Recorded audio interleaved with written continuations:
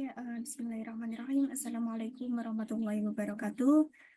Untuk pertemuan 10 dari mata kuliah perencanaan bisnis startup hari ini, kita akan membahas mengenai funding dan juga pitching ya dalam aplikasi ataupun dalam bisnis startup. Untuk funding sendiri, itu adalah pendanaan yang merupakan salah satu komponen yang dianggap wajar dan penting dalam keberlangsungan hidup suatu perusahaan di era globalisasi saat ini. Jadi, pendanaan juga termasuk modal utama ya dari bisnis startup, karena ketika kita membangun bisnis startup, pendanaan ini menjadi salah satu eh, komponen penting dalam keberlangsungan suatu bisnis tersebut. Kemudian kebijakan pendanaan dalam sebuah perusahaan haruslah bertujuan untuk memaksimalkan kemakmuran baik untuk pemilik maupun para pemegang saham. Di mana dalam hal ini kebijakan tersebut mempertimbangkan dan menganalisis kombinasi sumber-sumber dana yang ekonomis bagi perusahaan guna membiayai kebutuhan rutin, yaitu kebutuhan operasional ya, serta investasi bagi perusahaan. Untuk pembagian pendanaan, yang pertama pendanaan jangka panjang, ini memiliki tenor lebih dari 1 tahun. Kemudian perusahaan yang mengambil pendanaan jangka panjang juga memiliki waktu lebih dari 1 tahun untuk melunasi eh, pinjaman tersebut. Kemudian umumnya pelunasan pendanaan jangka panjang juga berkisar antara 5 sampai 20 tahun. Kemudian bagi perusahaan, jenis pendanaan jangka panjang ini dinilai cocok digunakan sebagai modal untuk memulai bisnis atau sebagai solusi ketika membutuhkan biaya besar dalam waktu singkat. Kemudian pendanaan jangka pendek, ini jangka waktu pembayarannya maksimal 1 tahun. Kemudian pendanaan jangka pendek juga bisa didapat salah satunya dari bank. Karena pembayarannya hanya 1 tahun, biasanya pihak memberi dana memberikan limit pinjaman lebih rendah dibanding pendanaan jangka panjang. Selain itu juga sebelum memutuskan untuk memberi pendanaan jangka pendek, pihak pemberi pinjaman nantinya akan menilai profil terlebih dahulu. Apakah layak untuk diberikan pinjaman atau tidak. Kemudian manfaat dari pendanaan yang pertama sebagai sumber gaji pekerja. Dalam menjalankan sebuah bisnis, pasti perusahaan memiliki kewajiban untuk membayar upah dari karyawannya. Nah, itu salah satunya bisa diambil dari pendanaan. Kemudian mengatur arus kas perusahaan, karena perusahaan dapat mengatur kestabilan arus kas dengan baik, sehingga naik turun keuntungan dalam bisnis juga akan mempengaruhi kestabilan dari arus kas perusahaan tersebut. Sehingga solusi yang diambil untuk menjaga arus kas agar tetap stabil, yaitu menggunakan fasilitas pendanaan tersebut. Kemudian sewa tempat usaha. Ini menjadi kebutuhan tambahan ya, seperti gudang ataupun kantor baru. Nah, jadi dengan adanya pendanaan, perusahaan bisa terbantu dalam proses penyewaan tempat usaha, baik untuk kantor maupun gudang. Kemudian, keputusan pendanaan juga dapat disesuaikan dengan kebutuhan dari perusahaan tersebut. Kemudian, yang keempat ada persediaan saat kondisi darurat.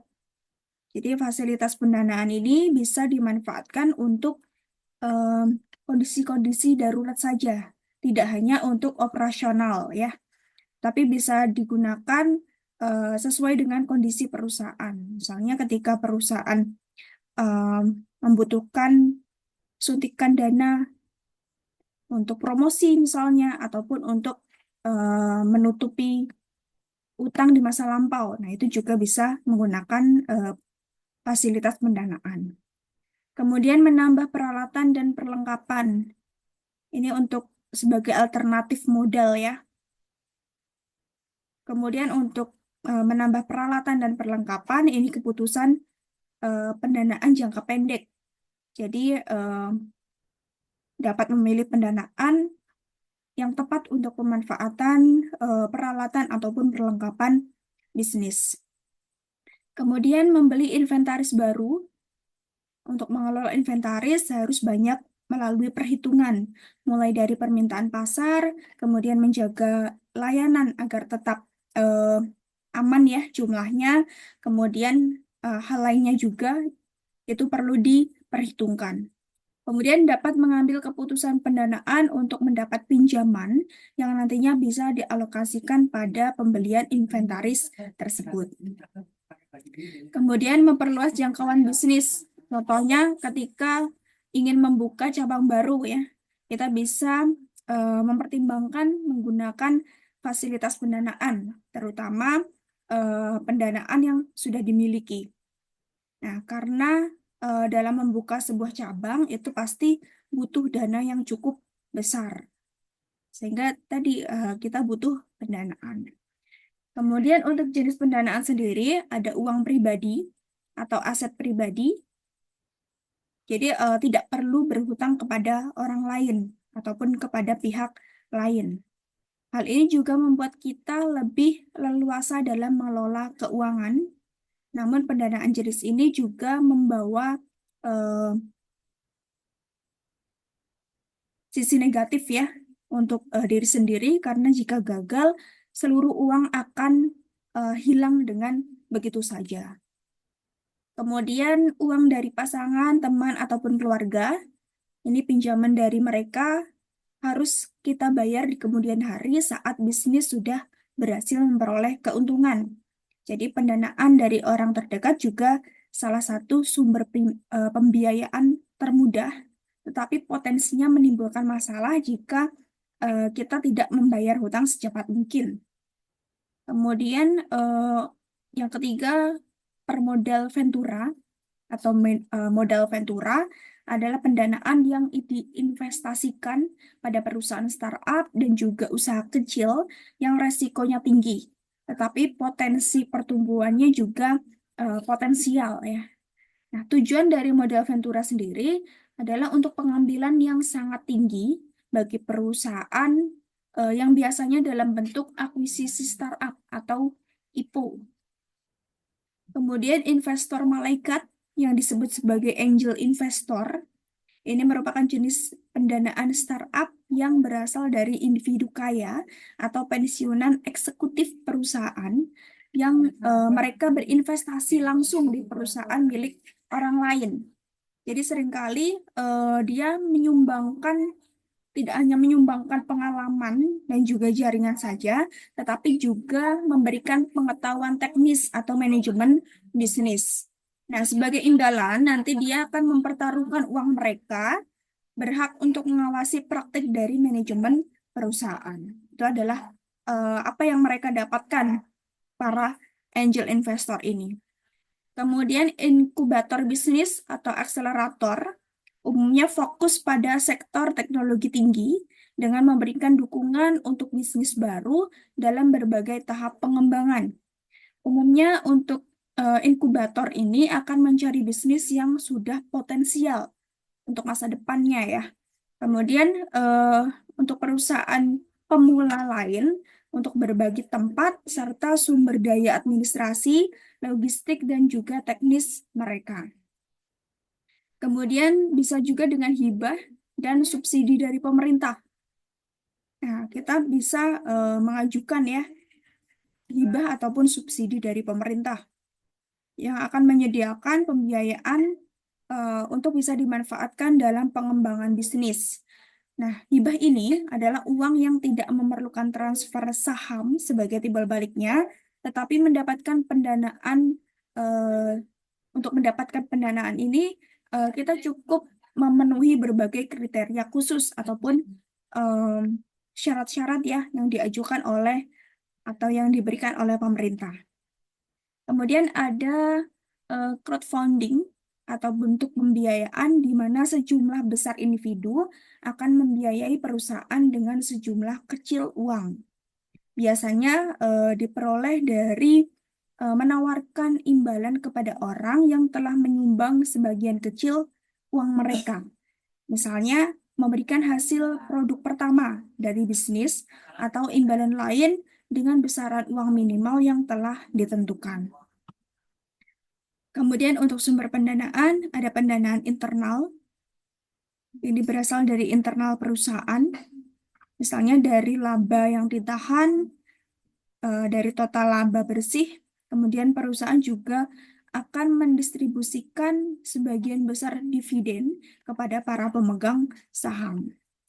Kemudian ada pendanaan eksternal, ini berasal dari pihak luar perusahaan, baik untuk modal ekuitas ataupun utang.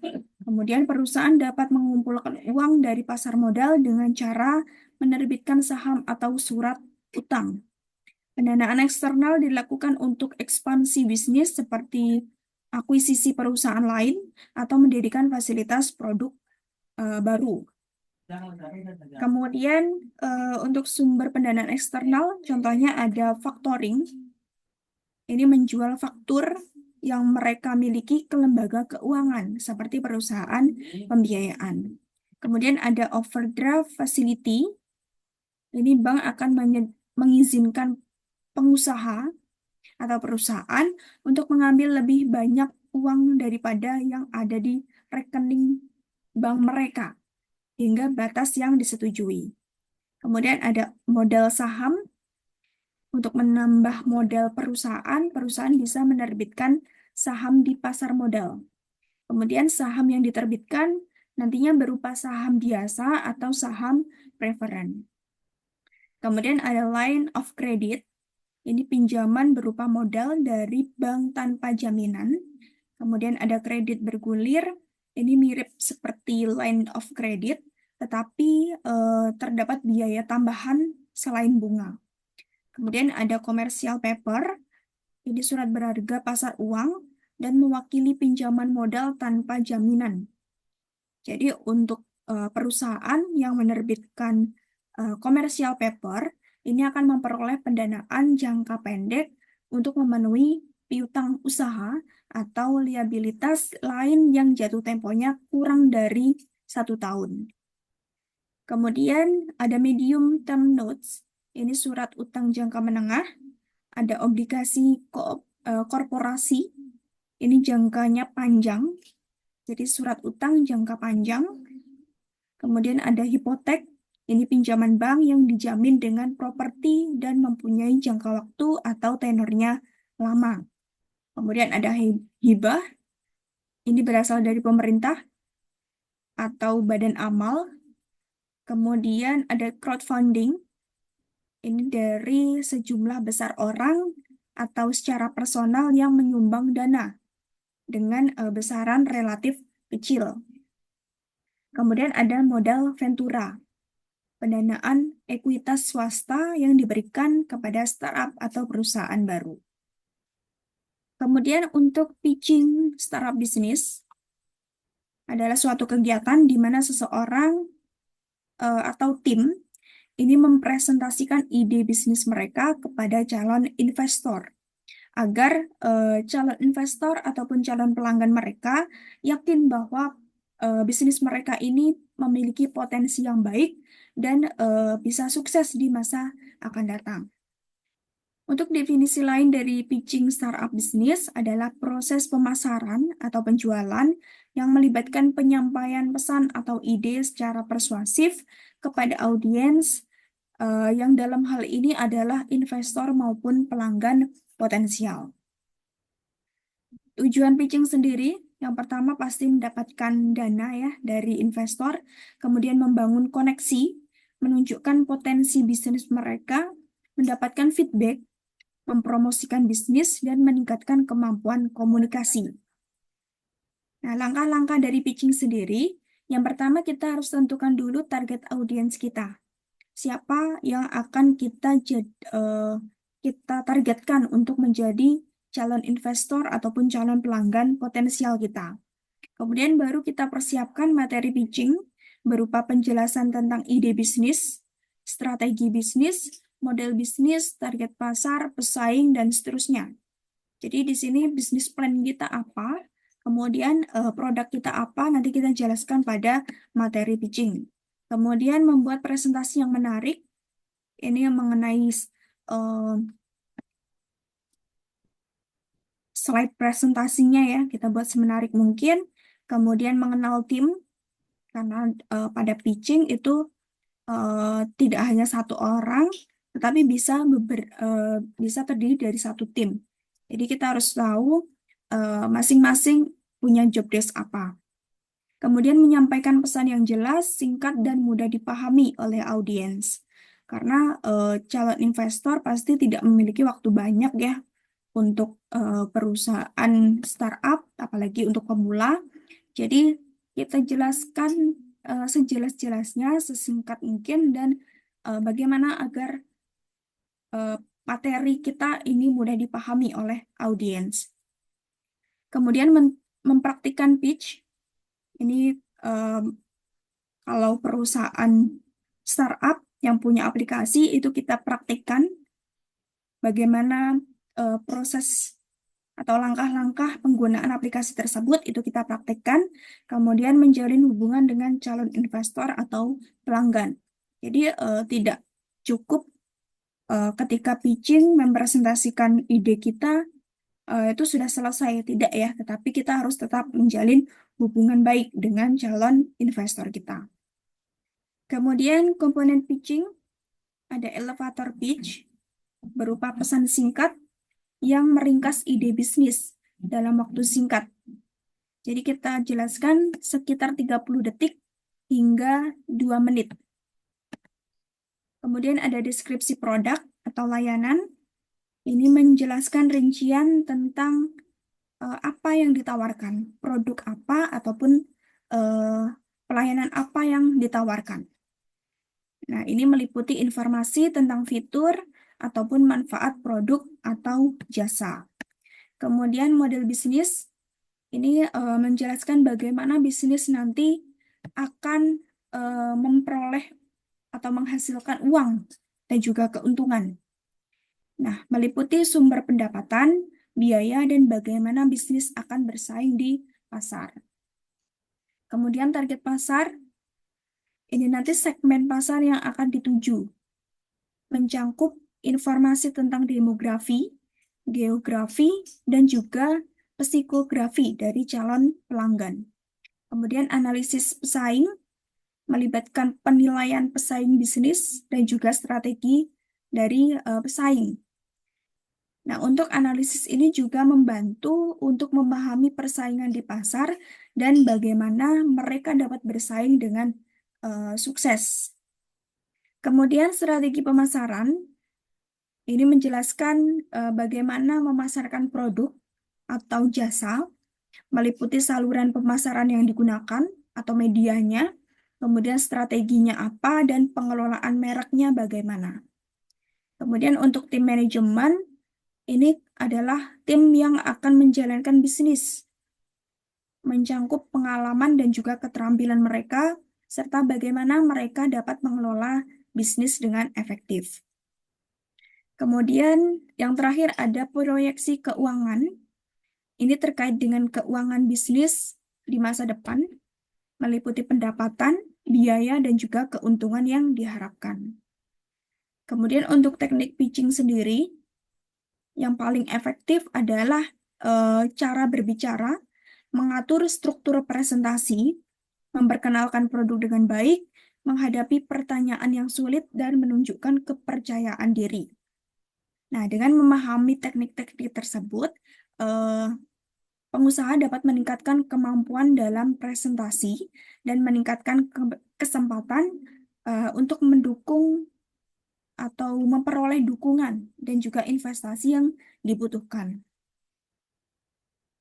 Untuk fokus pitching startup bisnis dalam presentasi yang efektif, yang pertama kita ceritakan sebuah kisah atau kita jelaskan ide bisnis kita awalnya dari apa, sehingga kita bisa memperoleh ide tersebut. Itu kita jelaskan secara rinci. Kemudian kita gunakan data ataupun fakta yang relevan terkait dengan ide tersebut. Kemudian kita gunakan analogi, kita buat presentasi yang interaktif.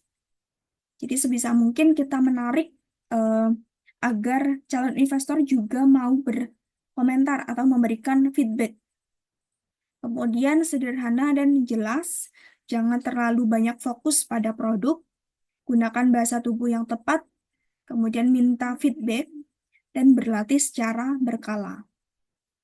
Kemudian untuk tantangan yang dihadapi dalam pitching, yang pertama adalah memperjelas pesan. Jadi sebisa mungkin pesan pitching itu kita buat singkat tapi jelas. Semua poin-poin itu bisa kita sampaikan meskipun dalam waktu yang singkat. Kemudian menarik perhatian audiens dengan cara kita buat judul yang menarik dan memulai dengan fakta atau statistik yang menarik. Kemudian membuat presentasi menarik, menjelaskan proyeksi keuangan, memikat investor dengan menjawab semua pertanyaan yang diajukan dengan jelas dan tepat waktu. Kemudian menyesuaikan presentasi dengan audiens, kita gunakan bahasa dan juga fokus presentasi menyesuaikan dengan metode penyajian sesuai dengan target audiens. Kemudian tips untuk melakukan pitching, kita ketahui dulu masalah dari calon klien kita. Kemudian kita buat kita menjadi lebih dekat dengan calon klien.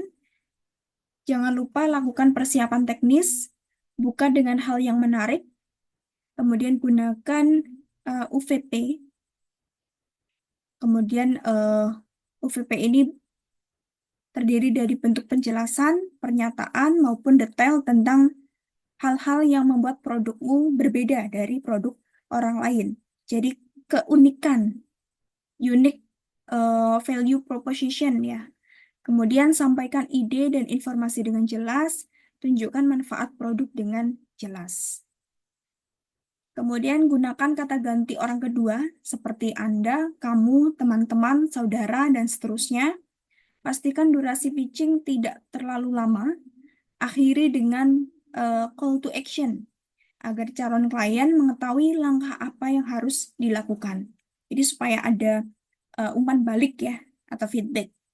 Kemudian jangan lupa follow up atau menanyakan kembali ketertarikan calon klien atas produk yang sudah ditawarkan. Karena kita kan di sini menawarkan ya. Jadi jangan lupa di akhir nanti kita menanyakan kembali kepada calon klien kita. Apakah tertarik atau bagaimana respon mereka. Kemudian contoh studi kasus pitching sukses startup bisnis di Indonesia. Contohnya yang pertama ada Gojek untuk perusahaan teknologi Indonesia yang terkenal dengan layanan transportasi on demand dan multi layanan.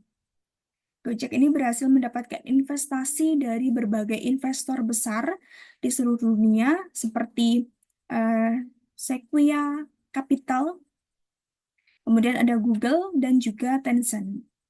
Kemudian ada Bukalapak, ini perusahaan e-commerce yang sudah meraih investasi dari SoftBank dan Emtek. Kemudian ada Traveloka, ini berhasil mendapat investor dari Sequoia Capital, Hill House Capital Group, dan East Venture. Kemudian ada Tokopedia, ini perusahaan e-commerce juga, yang sudah mendapat investasi dari SoftBank dan Alibaba Group. Kemudian ada Ruang Guru, ini perusahaan edukasi dengan layanan belajar online, sudah berhasil meraih investasi dari East Venture, Ventura Capital, dan GGV Capital. Nah, ini adalah contoh-contoh dari perusahaan startup yang sudah mendapat investasi ya dari perusahaan atau investor dari luar negeri bahkan. Nah, ini tadi materi hari ini mengenai pendanaan atau funding dan juga pitching atau mempresentasikan ide bisnis. Mungkin itu saja materi hari ini.